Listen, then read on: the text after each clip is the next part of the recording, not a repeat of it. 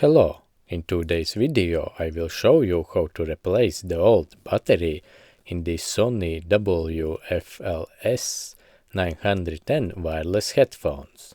If your headphones also have significantly reduced battery working life, all you need is buy a replacement Z52H battery and a few tools borrowed from your grandma. The process itself is easy, but you have to be extra careful. I have not always managed to get them working properly after the battery change. So I recommend replacing the battery only if the battery life has become very short.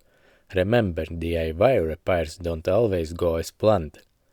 Now sit back, enjoy some relaxing background music, and follow along as I show you the steps to replace the battery.